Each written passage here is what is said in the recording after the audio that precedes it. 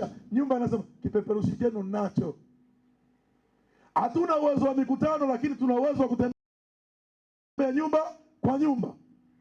Hali kadhalika vijana wenzetu walienda kuwa madiwani, wakina Chagulani kule Igoma Mwanza, wakina Silindo maliza mwezi wa 7 wakaenda kugombea Tunduma wakashinda, mpaka nikasema au na mimi nimekosea kuchagua udiwani, mbona wengine wamejaribu bunge wamepata? Kwa hiyo baidheni fikra ya kwamba mbunge ni fedha, mbunge ni rasilimali muonekano, ni hapana. Sisi Chadema ndo chama cha kwanza kuonesha imani kwa vijana kwamba ubunge ni mawazo na fikra mpya.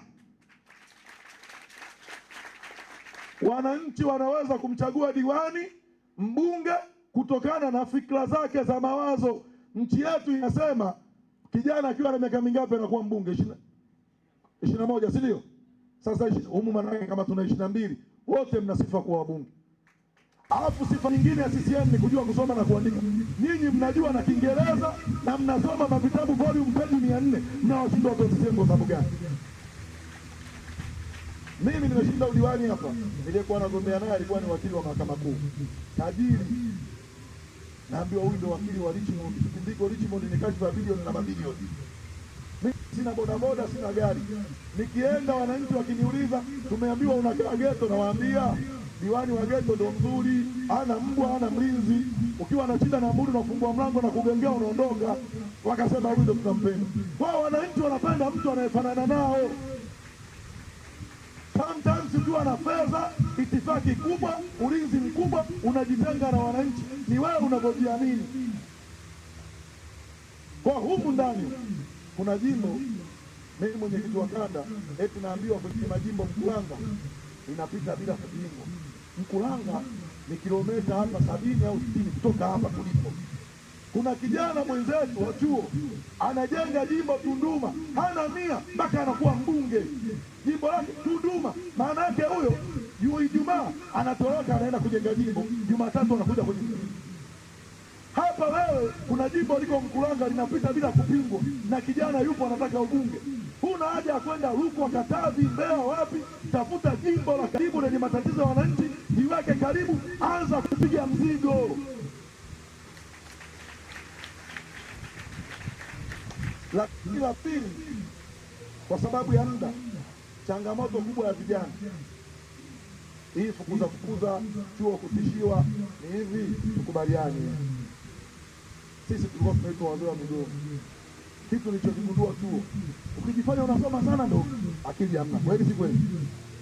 Alafu sisi tulikuwa kila siku tunasoma, yaani hata hujui kesho kuna pepo, unaamka unaambiwa mwalimu ameleta pepo, unalijibu B+.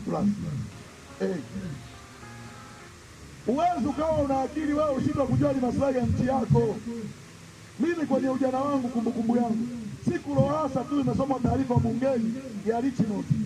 Sisi vijana wa UD tukaandamana kwenda Jangwani, watu 5,000. Yaani tumetoka tu Lowassa, taarifa imesomwa na Mwakyembe, hela zimeibiwa, taifa limeibiwa. Dakika 30 tumeitana kamati, tukaenda kuomba kibali polisi. Polisi wakasema hakuna maandamano. Tukasema tutaandamana. Tumeanzia Ubungo mpaka Jangwani kushinikiza waziri mkuu ajiuzuru. Na maisha haya kusimamishwa kurudi kufanya katiba mpya. Ukiona una uoga, kwanza uoga unatengeneza ubinafsi. Ukianza kusema kwetu masikini, huo uoga unatengenezewa, ujue hata ukisoma huo ukusaidii. Ujasiri wa kwamba hapana, kuna jambo la maslahi ya nchi na wananchi wengi, tulifanye bila kujali kitanipata nini. Mungu anakusimamia, unatoboa. Sasa kama kila mwanaharakati na kiongozi mkubwa, Lissu ukiongea naye atakwambia simamishwa chuo, Mshala anasema simamishwa chuo, Mnyika atakwambia hivyo hivyo. Eti hivyo misukosuko ya siasa na harakati vyuoni. Kusimamishwa, kufukuzwa chuo ni sehemu tu ya maisha, sana sana na kutengenezea CV yako ya kuja kuwa mkubwa mbele. Kwa hiyo uoga na ubinafsi usikuzidi, kwamba nitafukuzwa kwetu maskini. Anza kupigania umaskini wa watu wengine, Mungu atakuzuia usio maskini. Kwani leo niwaulize swali, hawa matajiri wote wenye Facebook nini wakina Herod ndio tunaambiwa wamedrop chuo. Tafsiri yake sisi kama tuna akili timamu, maana yake tunatakiwa tudrop chuo kama wao. Maana kila tajiri ukiuliza anakwambia university dropout, university dropout. Sisi tuliojengewa uoga kwa kwamba ukifukuzwa tu hakuna maisha mengine, ndio tumefika hapa. Kuna mtu huyu sasa hivi anaitwa Aliatu, mheshimiwa mjini kale kalikuwa kapesikia, tumekapokea, kalikuwa kana harakati na kamefika, tumetembea nacho kwenye uchaguzi wa chuo, kakafukuzwa, anaanza kulia yule kama mtoto mdogo, ataenda vipi kwa Tabora kwa bibi yake. Hifadhi tukampa sisi nyumbani kwetu hapo Ubungo, alia first year kwamba wewe tulia, na tunapambana chuo tunarudi.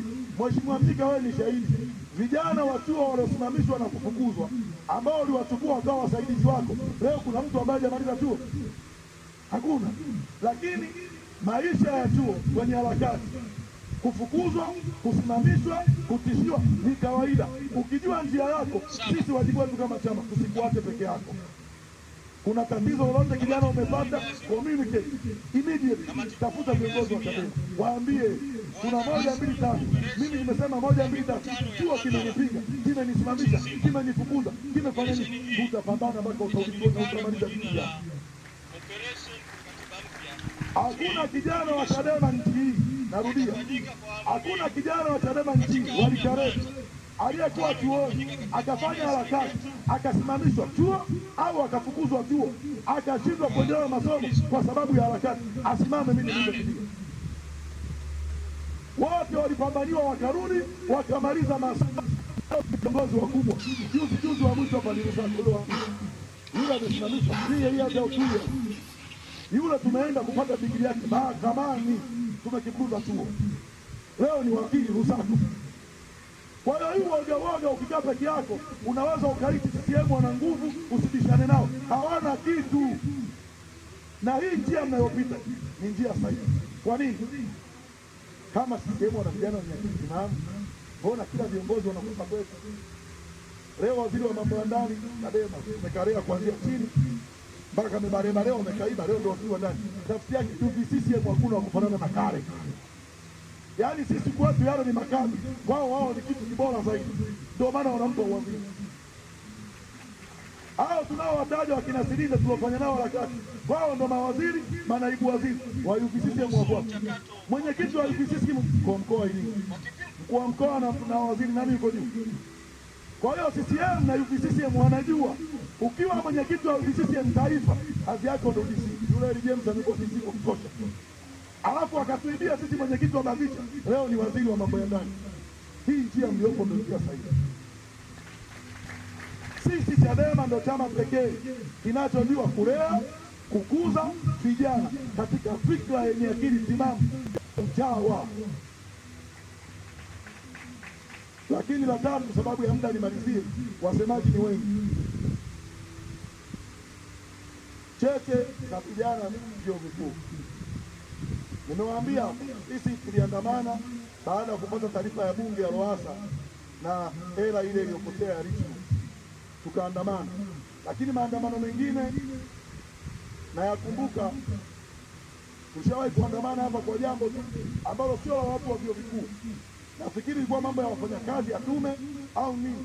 Yaani wanafunzi mnakaa, mnagundua hili ni baya, mnashawishiana, mnapigana simu, mnaandamana nchi nzima. Sisi wanafunzi wa vyuo vikuu tuliopata mistake kipindi hiko zamani, hii upate mkopo lazima uwe na division 1. Na kozi pekee ambayo sio division 1 upate mkopo ilikuwa ni education. Lakini wewe umepata division 1, uko chuo unaandamana kupinga ukilipima wa ile mikopo kutoka, na wewe ushapata mkopo na ushapata chuo. Ilikuwa kiwango cha juu cha kujizuia ubinafsi. Kweli si kweli? Zamani tungeweza kusema nishapata mkopo niko chuo, kwa nini andamana? Lakini unaandamana kwa vijana wa form 6 na form 5 watakaokuja wasikutane na sera mbovu ya mikopo. Na tulifanikiwa, ubaguzi wa mikopo uliondolewa. Leo hii mnaenjoy mikopo, ni watu wanapigana na kusimamishwa na kufukuzwa vyuo. Na wengi waliosimamishwa na kufukuzwa vyuo sio wao walikuwa wanaathirika, walipinga ubaguzi wa kwamba mkopo upate lazima uwe na division 1. Kama ni division 2 ni education au science. Leo kila mtu anapata mpaka vyuo vikuu. Sasa la tatu, katika hilo la tatu la mwisho, kuna kauli zinatoka vijana, tunakaa chini, mnakubali vipi? Kwanza, kauli ya kudhalilisha. Pili, inahusu vijana na vijana wenyewe tuko kimya. Kuna kauli hapa iliongelewa na Chalamila inahusu vijana.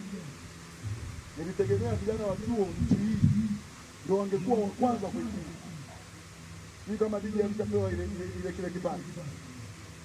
Hebu DJ tuwekee kidogo.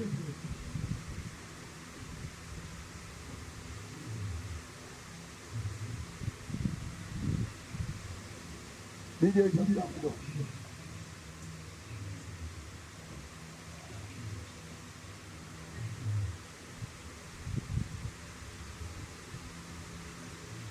Chalamila amenukuliwa anasema kijana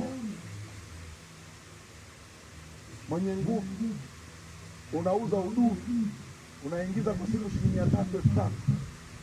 Wewe kijana wa namna hiyo utaolewa? Mlisikia hiyo kauli ya kusikia? Wangapi wanasema hawakusikia? Kapanga uduvi pale. Kila siku faida yake ya kupata 500. Kaka yangu changamka. Hayo sio maagano ya mtoto wa kiume. Wewe unataka kuuza uduvi utaolewa?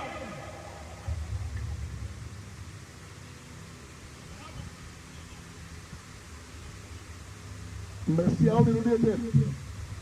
Nirudie. Kwa mwezi. Na faida yako ya uduvi ni 15,000. Utashinda.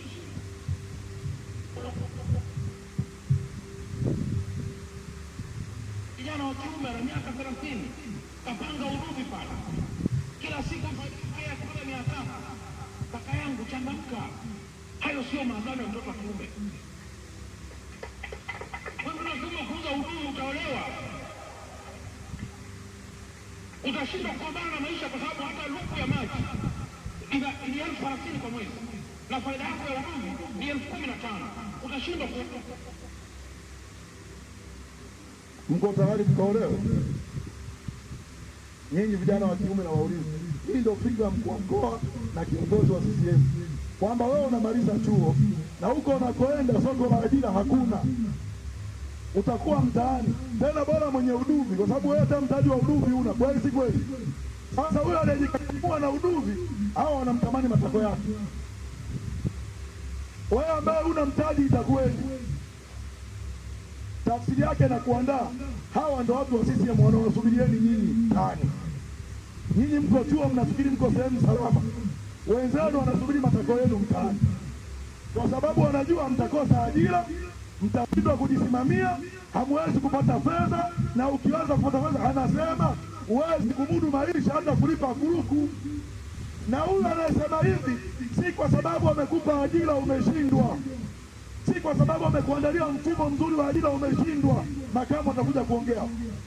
Huyu anayesema hivi anamaanisha ajira hawakupi, wao wanawapa wageni, fursa wanaziuza, ila wao ukija nje kizembezembe, andaa matako yako ngoe.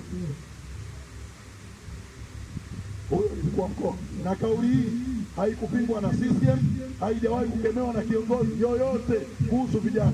Nyie vijana wa CHASU ambao mnajua ni wa CHADEMA, mko tayari kukubali kauli ya namna hii? Mko tayari kukubali kauli ya namna hii?